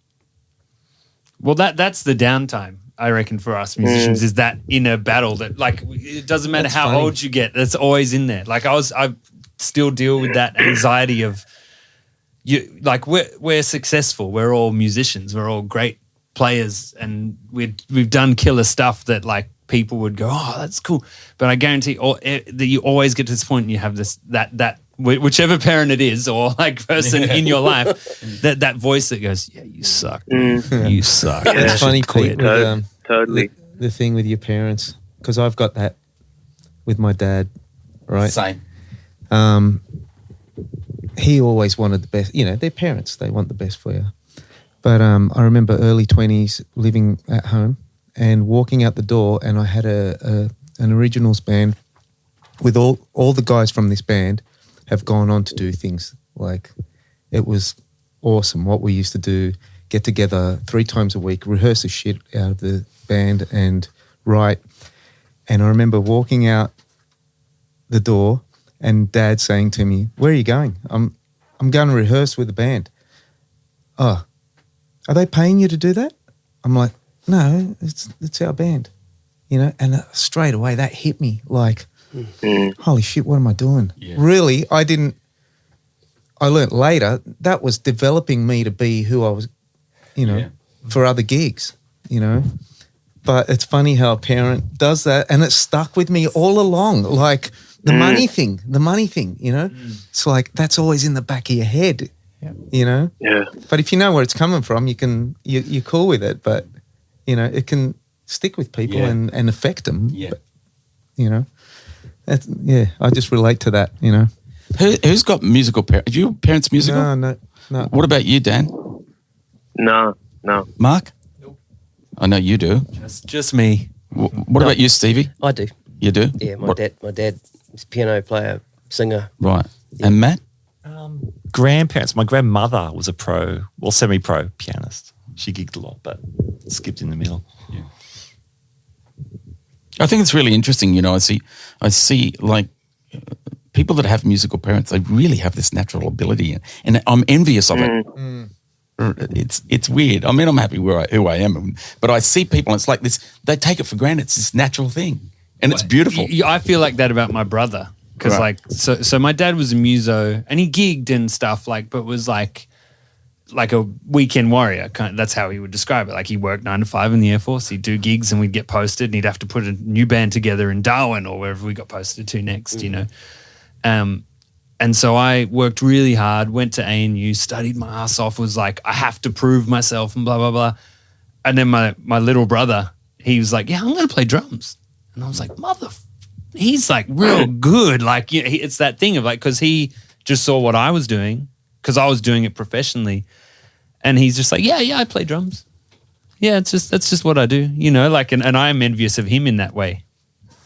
Yeah, like it's the same thing where I just look and go, man, you don't realize how lucky you're awesome. Yeah, I was like sweating balls for like 8 years to do that. You're awesome. Come on, man. You know, and he's like, yeah, maybe one day I'll just just not work. I was like, dude, wow. You know who's like that? Kerry Buchanan. Like, don't you reckon? What do you mean?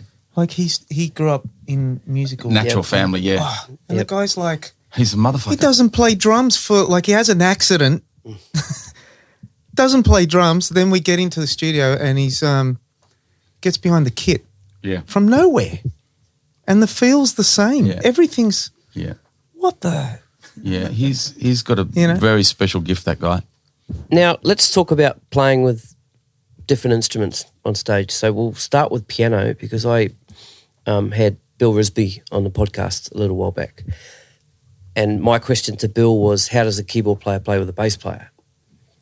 Because when we did the bass players roundtable, one of the topics was a bass player playing with a piano's left hand, the low end on a piano. So after talking to Bill about that, and I mentioned we're doing a guitar podcast, he thought maybe I could ask the question, how does a guitar player play with a piano player? How do you go in? I've got a gig with Bill next week, so can I just text you back after? You know, I play less. I play a lot less. I stick the 3-note chords and skanking and all that. So I can leave that. I love it because most of my gigs I've got to look after harmony. I've got to look after every area of harmony. Okay. And I love that too. I love the 3-piece thing. I absolutely adore it. But it's another great thing to play with a keyboard player. But I play a lot less. And it's really relaxing. Like it's a joy to kind of just sit back and let somebody else look after the harmony. Mm. Yeah. That's cool. So, but how do you, or maybe one of the other guys can answer this. What if you get together, you haven't played before, you've got to put a piece of music together. How does that conversation go down? The way I do it is just work out what the roles are.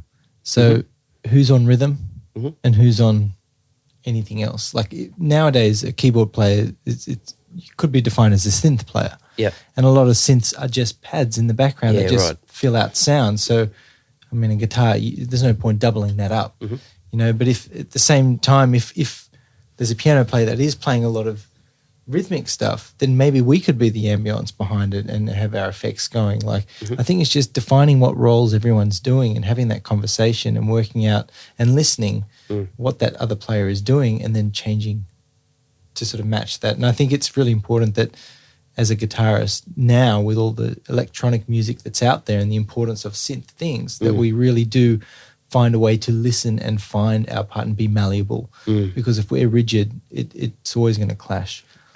Yeah.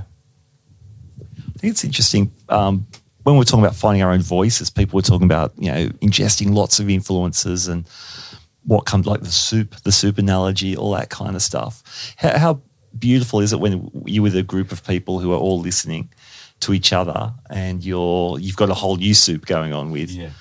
That's where the fun is, I reckon. Yeah, you know what kills me, and I this is a common thing that happens to me, is I get to a sound check and I hear the drummer go, "Can I have some more toms or more kick?" And I'll go over and you haven't got any guitar or any keyboards or anything else in your fill. And you know what? It's apparent from the moment you start playing they're not listening. And it annoys me. I don't say anything. But, there are some guys that I play with and they just go, "Give me lots of guitar." And you know what? It's the most joyous gig to play with somebody. Are you the boss on those gigs? No, not at all. No, not at all. But good joke. No, but you know what? It amazes me that people don't want to hear. I want to hear everything on stage. I don't want to hear just me. Well, I think we've probably both in gigs that are like, obviously I play with my wife. I play bass on that gig. But the Soulmates is Franco, Dave Hibbard, both the Doleys and Mahalia. And that band we've been playing for 10 years. I think Franco's the newest member. And so that's 10 years of playing. And so that band, it's that thing. Every gig's like a soup. For good or bad, if someone's having a bad day, everyone's having a bad day because you're a band. And so it's like, we're sinking, the ship's like, if I'm in a bad mood, and I'm just like angry and just like kind of just playing stuff, people are like, everyone feels each other, which is so beautiful, but makes for like really great gigs, really worrying gigs, like. So it's like, it's one of those things. It's like a family, and it's like when I came and saw your gig with Karen, and that had a similar thing where everybody was obviously listening to each other. And then as an audience member for me, listening to that gig, watching you play guitar, you were just so like, you just like totally just not touch the guitar for ages, and I'd be like, man, that's awesome. And then you'd play, and that was Lazy Bones. Yeah. Because I was talking to you, Mark, at the start of the gig, and you had no sleep. You'd had no sleep. So it would have been a classic case of... So you fell asleep. No, and I loved it. That was the favourite gig I've ever seen him do. But the band sort of picked up. It was awesome. What a great gig that was. It's a lovely gig, that one, because everyone's listening. It's true. But I think what Pete said, if there's an answer to your question that's for other musicians out there, I think it is that. Get the other players in the mix so you can hear. Yeah. And if you can't hear them, we'll find a way that you can hear them and listen and really sort of find your spot. Yeah. Dan, what's your take on that? Yeah, it's pretty much all been said. But what Ben was saying a couple of answers ago, was about learning to shut up. I think that's my thing with playing with other instrumentalists who I haven't before. I kind of, as best as I can, you try and figure out the patterns in their playing and kind of steer clear of it if you haven't played with them before, but without sounding rubbish. But I find shutting up is the answer pretty much, and then the parts come. Like, even it could be as simple as if a keys plays in a certain register, I'm not going to play that inversion, or that I might play an octave higher in a different version or whatever, or a little part like. But I guess that's where, I mean, I listen to so much Prince that I think my default now is like, I just kind of go, what would also one of the most underrated rhythm players of all time. 100%. Yeah. But like he can sit on like a G chord or whatever, like a little funk thing for the whole song. You know what I mean? And it's not boring because he's creating the entire track that becomes like he's thinking of it as music, as a song, rather than just as an instrument being the be all and end all. But I think in terms of if you rock up at a cover gig and you haven't played with someone before, I just try and shut up and suss out their playing and see where it sits and try not to conflict with it. You know what I mean? Totally. But the original gigs, I guess it's never really happened that you're doing it on the fly. Well, not for me. I guess I've always played the original outfits that have done a few rehearsals, so you know what you're playing, which is ideal in that setting. But yeah, I think it comes down to shutting up and trying to figure it out. Which is a joy that guitarists have. Yeah. Well, you know what I mean? Like when I go, and fill in on a bass gig, I wish I could do that. Yeah. Yeah. You know what I mean? Yeah. There's so many gigs where I've been playing bass. And that's why I love guitar, because it's like, in a way, it's like a holiday from totally the down beat, you know? Because you go to you rock up and you know, like this gig next week with Bill and Jonathan Swartz and Hamish and Darren Percival. So for me, I'm super nervous because these guys are all giants in Sydney, but then at the same time, I'm like, I'm playing guitar. Right. So and I know Bill is killer, so I could just lean over and go, Bill, I have no idea what these slash chords mean. I'm just going to play single note lines. I'll see you in 3.5 minutes. And it'll be totally fine. Yeah. You know, like, and that's part of why I love guitar, because you just have this freedom of time. Yeah. Which you make stuff real funky, but then you can also slide between time and make stuff just feel looser, and it's like such a beautiful thing to do. For me, coming from doing gigs where I'm playing bass and you're just like holding it down and you're like either a little bit in front or a little bit behind the drummer, you know, that's a whole other thing. Yep. But on guitar, it's just like, for me, it's just like an immense freedom of rhythm, which I love. I really love it. Chris, you got anything to add to that? No. It's all said there. Okay, guys, band leaders or musical directors you've worked with, I want to hear some stories, be it stories that have impressed you or... Yeah, I used to, I've done a lot of work with Kerry Buchanan. He was an amazing musician and still is, but his harmonic knowledge is beyond anyone. He's just beautiful. And he would stop me with voicings, you know, as a drummer. He would stop me and voice it this way or voice that way, or just leave the fifth out or leave the third out.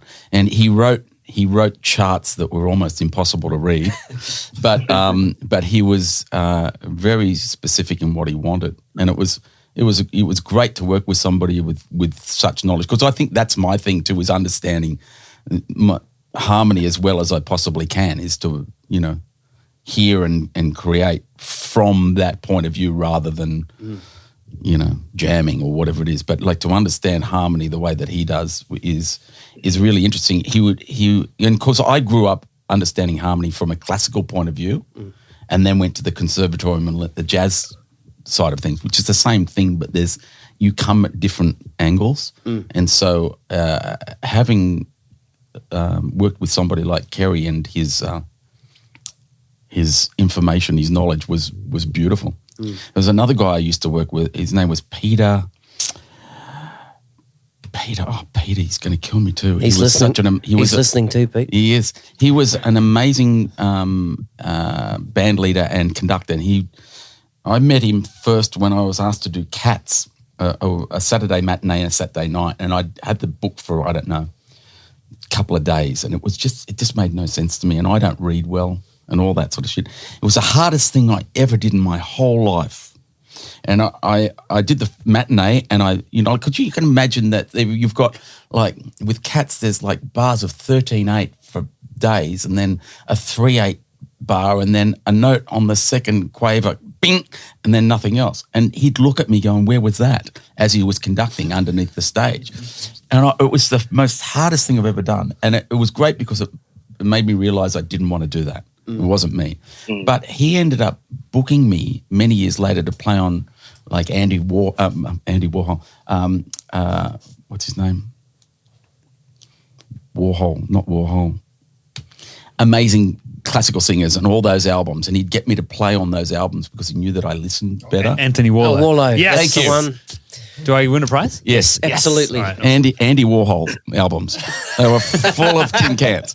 No, so it was interesting coming from that. Like he kind of sat with me after the first matinee, and he said, "Mate, let's get this together because you're not on it." And I went, "Oh fuck, man, this is the hardest thing I've ever done." And he was cool because he knew that I could play. And what was really lovely is that he booked me for albums, knowing that I didn't read. And it was really cool. Dan, shoot across to you, man. Yeah, man, I'm kind of the same as in MDs. I don't really have any freak stories. I've had a couple of cases where I've been playing with I guess bands in whatever capacity that is, whether it's covers or a tribute or an original thing, where some of them have been like a bit questionable. Like someone will throw a drum solo in a 6/8 waltz or something just to fill in time, or what's wrong with a it? bass solo. In it. You know what I mean. And then like the next song will be like a funk tune, and they throw whatever a scat solo in it. So, but as far as good band leaders, I think an unsung leader in Sydney. I reckon Yanya Boston is a great leader because whenever you're on a gig with him, like he's got a natural ability to take control of a situation band wise. Like when you're just in there and you don't know really who's who. Like I think it's kind of important to outline those roles and stuff on whatever gigs or whatever. But things I've worked with him, whether it's original or covers, I think he's got a really good command and an understanding of how things work, like instrumentally as a band. Like, because I think a lot of the things where there've been more negative cases with band leaders, it's where I guess they don't really. I assume they don't really have an understanding of other instruments, but theirs, where it's, I guess, mainly been vocalists, where it's been like little things that have been questionable, not just to me but to everyone else. But yeah, I got no crazy freaks. So I got actually a great MD, a guy I was playing with from the States, Ricky Peterson's younger brother, Paul Peterson. He's a multi-instrumentalist, but mainly a bass player. He played guitar for Steve Miller Band as well, but I found him to be an incredible MD, and he just again the control and understanding of how instruments work as a team. I thought was exceptional. But yeah, I don't really have any freak stories. Daryl Beaton's another one. Daryl Beaton's a great band leader too, and he's fun because he creates as he he's leads. Fun, man. He's a fun dude. Darren Beetle. Yeah, I would say for me, what we were saying before, Paul Gray is someone that most of us have worked with, who is a great MD and band leader. Was that a similar reason for what Dan said? He just sort of understood. He understood the instruments. Yeah, he would the few times I worked, he'd be like, "Hey man, that's really great, but it's wrong." And I'm like, "Oh, he got me. He's listening." Because that's what I mean. Everyone and that's the thing, they have an ear for if something's not right, and that's what you want in an MD, is the guy that's like not rude, but just goes, "Hey man, I love what you're doing, but just that's not it." And you go, okay, you got me. All right, it's fair enough.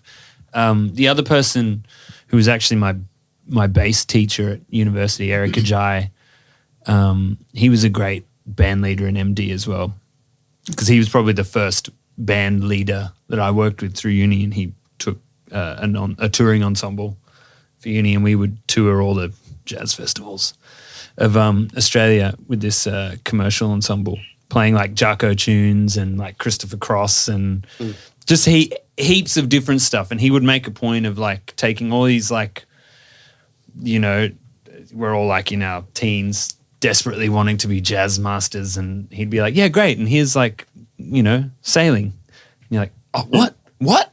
This is so simple. Like, and he was a great band leader because in the teaching, of what he would like. No, we're playing this chart, and you're like, oh, okay, and it was really, he was really beautiful because he'd pull you up and just be like, hey Ben, yeah, I know you want to just drop like 16th note Jarko licks all over this, but that's, it's that thing we were talking about where learning to shut up and the taste of it, because he's an incredible bass player, played with like Freddie Hubbard, Shaka Khan, like did heaps of sessions in LA and stuff like that, and one of the most beautiful people you've ever met.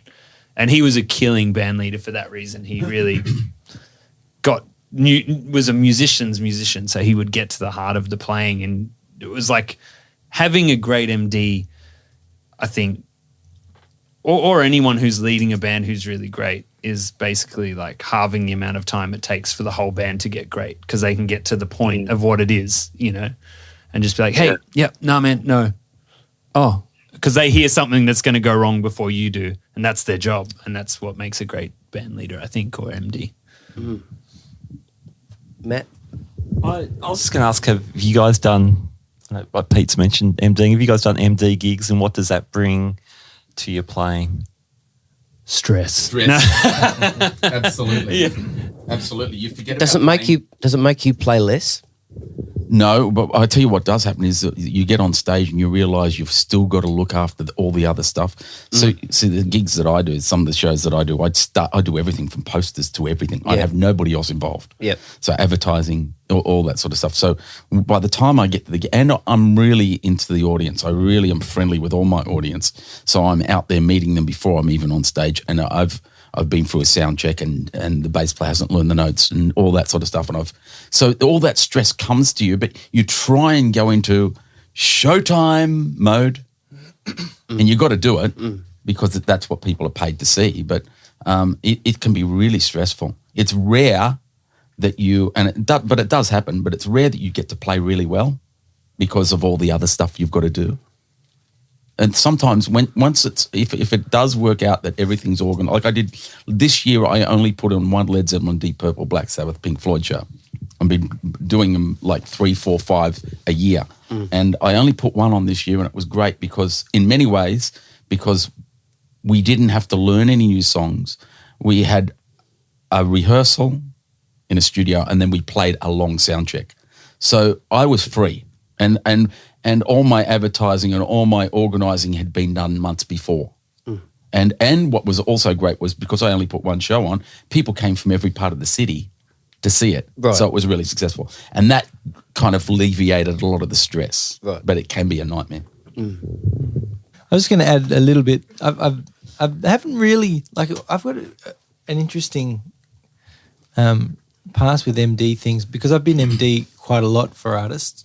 But it's usually, I think I just sort of use my producer's ear, and I'm just like, well, I want the songs and the performance to sound like how I'd produce them. So that kind of comes a little naturally. But all the other gigs that I've done with MDs, I can't remember any other circumstance where they haven't just said, just be you and you do you, which is, I think, a really rare thing. And I feel really lucky that I got that opportunity with the gigs that I have done with MDs. Yeah. Different. Matt, you would have worked with some band leaders, MDs? Yeah, no horror stories. It's always been good. Especially when I was young, I thought my job, I'm going to try and do the best job for the band leader I can.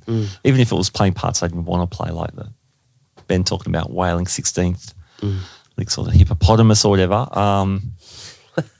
So I just threw myself into it that way. It was good. And then when I did MD jobs, I was actually a church musician. Well, I still am, but I was a church music director, I should say, employed for about 10 years. And it did nothing for my guitar chops, but it did so much for working with people and considering how the PA's working and all the big stuff, all the, like Pete was saying, all the big picture stuff. That's where I would back what Dan when he mentioned Yanya Boston, because it's about dealing with people, and he's killer at that as an MD. Like I've worked with him; he's one of my best mates too, and he really cares about the people first, I think, and so from that the music is usually fine because he's like, "Are you okay, man? Yeah, you cool? You know, having a good day? Yeah, man. Yeah, I'm hungry. You want to get some food together and eat?" And it's that thing. It's like a good MD makes you feel like you're in a band, even if it's for one night. Yeah.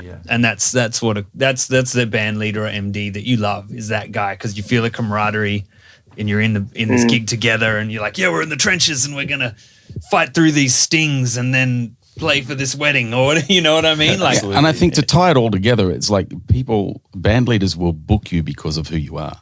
Yeah. And so they want the right people together. And that's also a good band leader. That's a good band leader, that's right. Yeah. Jamie Rigg, he was another one. Jamie Rigg was an amazing band leader. We used to do Club Buggery, which was Roy and HG. Yeah. And we also did like a lot of Channel 9 specials, like Ray Martin specials with Tom Jones and all that. And the band was always amazing. I mean, we're talking, 80s, 90s, but they were always great bands. And he knew how to pick the right guys. And we're talking about horns and everything in those days. Yeah. Very good. Well, I hope you enjoyed part 1 of the Gig Life podcast, Guitar Speak podcast, Guitarist Roundtable. Some real nuggets of wisdom to take away from that for sure. Part 2 coming very, very soon. If you dug this podcast, please share it with your friends, your family. Let more people know about these incredible musicians, but more importantly, these really good humans. My name is Stevie Taylor. This is the Gig Life podcast, and I'll catch you soon. Cheers.